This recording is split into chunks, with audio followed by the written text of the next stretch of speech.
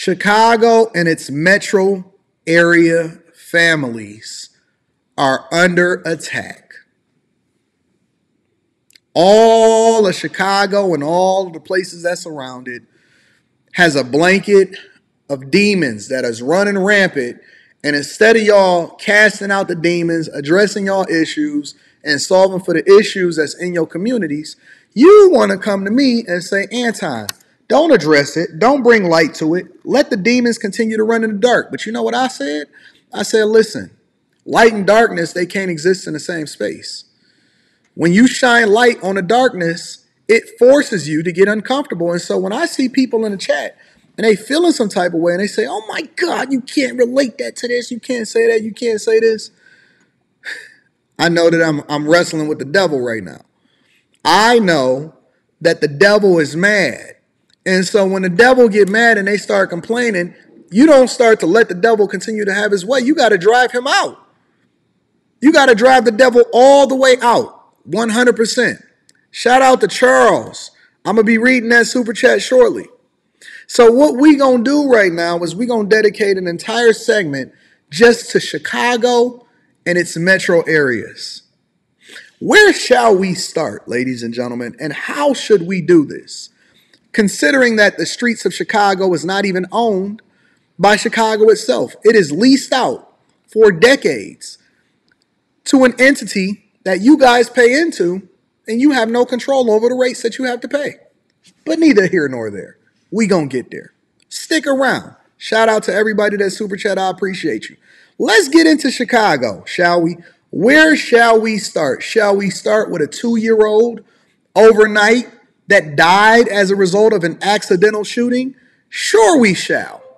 A 2-year-old boy is dead after what Chicago police are calling an accidental shooting. CBS 2's Mugo Digwe live this morning at Comer Children's Hospital with what else we've learned about this very tragic shooting. Mugo.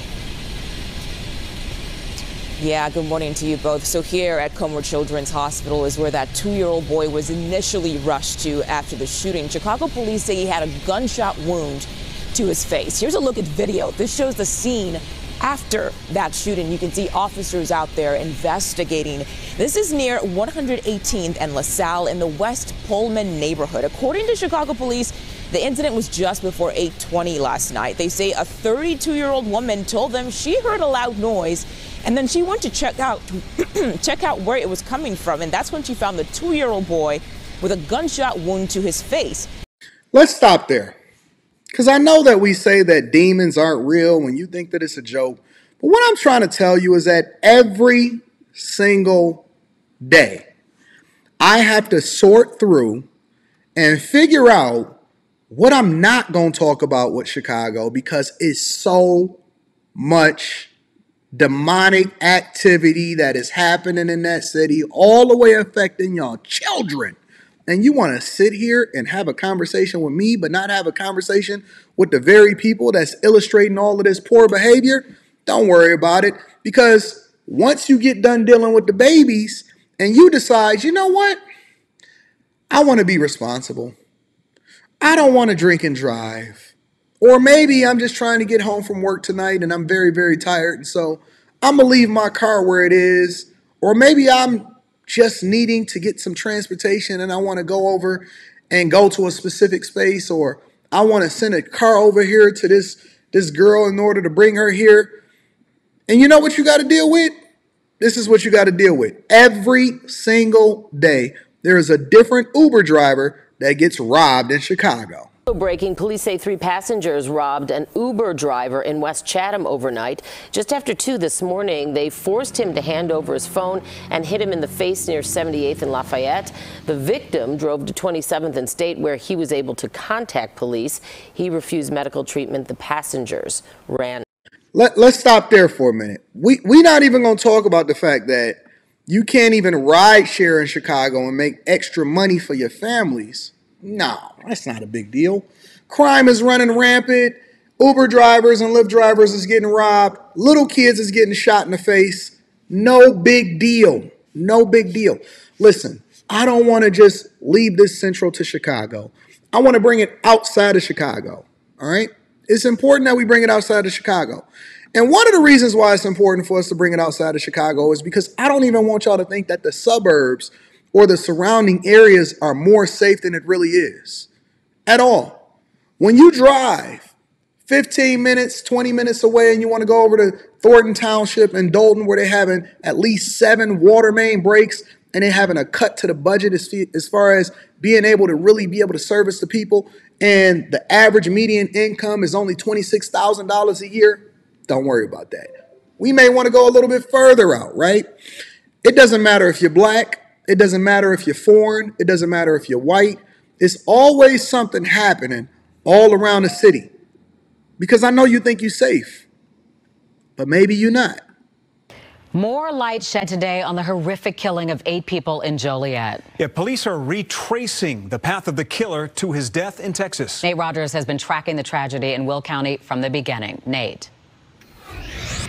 We've been in contact with the... Hey, hold on. Let me give a round of applause for my dog Nate over here.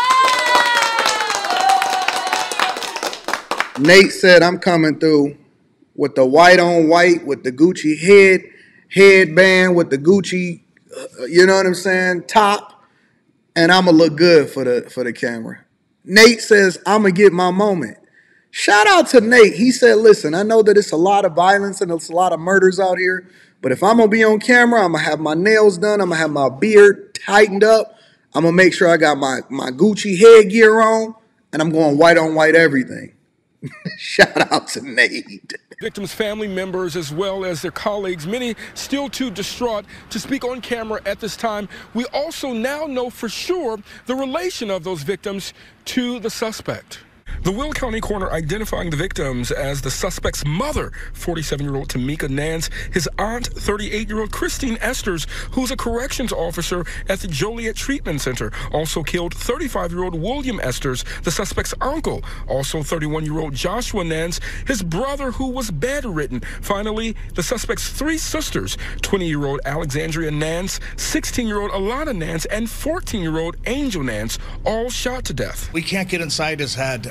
We just don't have any clue as to why he did what he did. Police now believe the suspect, 23-year-old Romeo Nance, committed the Hayden's murders Sunday afternoon, then jumped on the road inside his red Toyota, landing in Texas. Police say Nance swapped his license plate with a stolen one before being chased by U.S. Marshals at this service station in Natalia, Texas. Task force officers with the United States Marshals Service observed Mr. Nance armed with a firearm fleeing from the vehicle.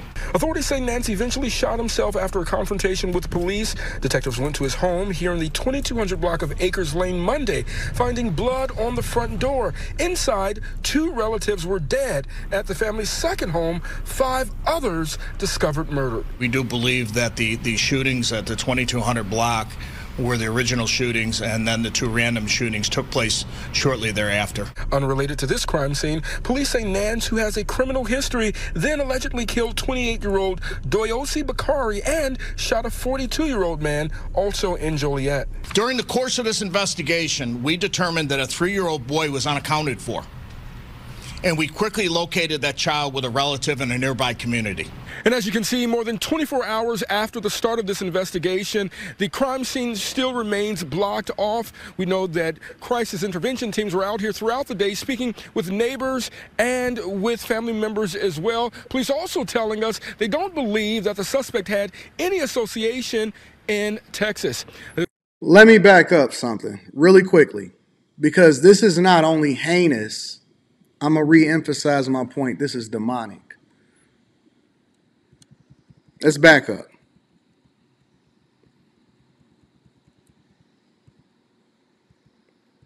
Mama took out mama, took out auntie, took out uncle. Hold on. Uncle, also 31-year-old Joshua Nance, and his brother, who was bedridden.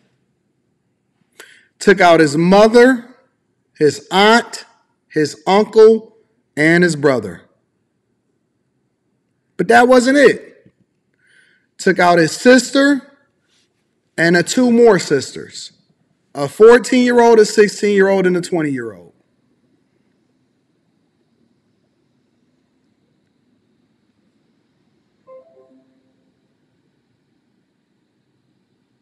How else can you explain it other than spiritual warfare?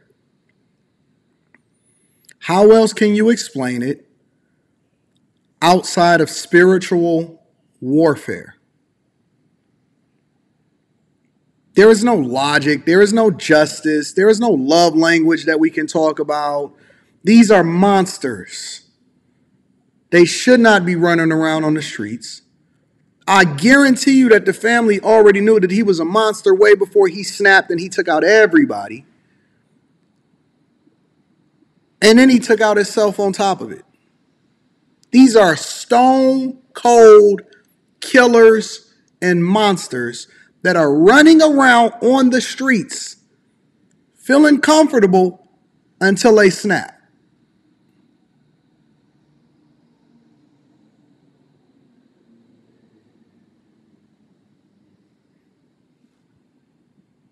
Monsters in real life, in real time. No explanation, no justification. There's no way that you can kind of make this make sense in my mind. No, it's not.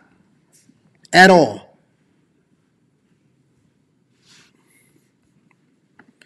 Remember the story that I was telling you guys about the other day where, what was it, in West Tinsley Park, where the guy had took out his whole family? Listen, this is all back to back to back. This ain't like, oh man, this happened like a month ago or 2 weeks ago. The baby getting hit was just last night. The Uber driver was just overnight. He just did this over the Sunday and Monday, and then they went to his house and they just discovered everybody was laid out and blood everywhere and bodies is all over the place over there in, Joliet. And now I told y'all about this last week. They was trying to figure out what was going on with this guy. Let me bring y'all up to speed on this. When the officer directed other responding officers to check the basement, the defendant stated, quote, "They're all gone." Dramatic new details revealed by prosecutors today as they file murder charges against the Tinley Park man accused of shooting his wife and 3 daughters. Dane Placco reports on Meyer Kassem's bizarre explanation for the murder of his family. I hear you kicking it with a chef. The defendant called 911 dispatch for the Tinley Park Police Department and reported that his wife had been shot. Prosecutors read a lengthy and bone-chilling description of the murders in court, but 63-year-old Maher Kassem showed no emotion as he was charged with 4 counts of first-degree murder for executing his wife and 3 adult daughters. They revealed the couple's 19-year-old son was also in the house and woke up Sunday morning to hear his parents and sisters arguing in the basement downstairs. He heard the continuing argument between the defendant and the victims, and then witness 1 heard gunshots. They say Kassem used 2 guns to fire a total of 17 shots in a matter of seconds. His wife, 59-year-old Maheda, was shot 7 times. His 25-year-old twin daughters, Halema and Zahia, and 24-year-old daughter, Hanan, were also shot multiple times. When police arrived at the family's home, the officer asked the defendant who else was there, and the defendant stated, quote, "They're gone." With police body cams rolling, prosecutors say Kassem offered a twisted explanation for killing his family. The defendant was recorded volunteering things about having just retired, and that, quote, "She treats me like a dog. I worked 40 years, unquote. And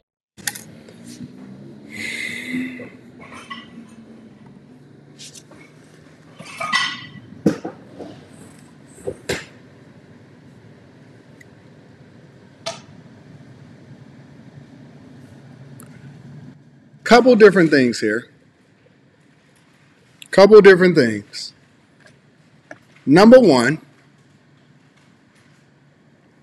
I want y'all to continue to tell me how the only people and the only women that are giving their men problems are in the black community.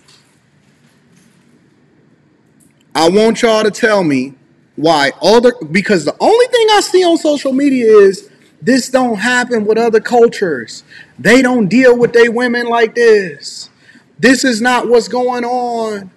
It only happens with black people. I want to know how many people in a general sense are dealing with domestic issues within their household.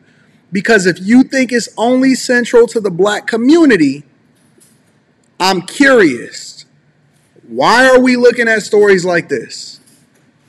Because what I will start doing is I'm going to start sharing with you guys things that are happening with communities that don't even have anything to do with the skin color, and it's happening across the board. And meanwhile, you'll have somebody like this that says, and he didn't have no backbone either. Look, man, look. I am never in my life ever going to justify this type of behavior happening, because nobody, and I mean, I can't think of a situation outside of some real extreme things that we can try to paint and describe. In a general sense, I don't want nobody to either get their hands put on them or to whose life to be taken from them, because that's not supposed to be up to us unless you're doing it in self-defense. All right, so let me preface the conversation by saying that. But don't you realize that that statement right there is the very reason why some people snap? According to what this is describing, mama and the daughters was over there going back and forth and yelling at him and arguing with him. And he said, listen, I worked 40 years and I'm tired of being treated like a dog. He said, I get treated like a dog in the place that I've provided safe haven from. 40 years is, listen. I'm never going to justify the behavior. But what I'm trying to tell you is that the person that you lay next to is the most important decision that you ever gonna make in your entire life. The person that you lay next to is the most important decision that you ever gonna make in your entire life. He ain't tripping. He got arrested. His face when he got arrested and when he get in the rain looked just like that at the bottom of the screen. That's him. He said, listen, they all gone. I worked 40 years and I get treated like a dog. They all gone. It's over.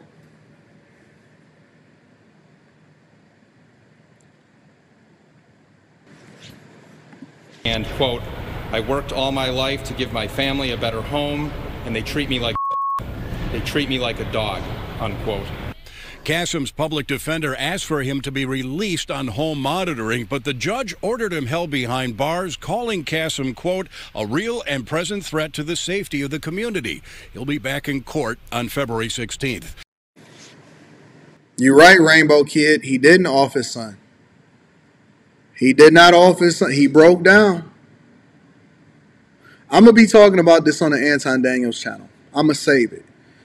But I also want to make sure that I give my second point. My second point is that all of the things that you've just seen in this particular segment is all taking place in one state, in one metro area, inside and all around it.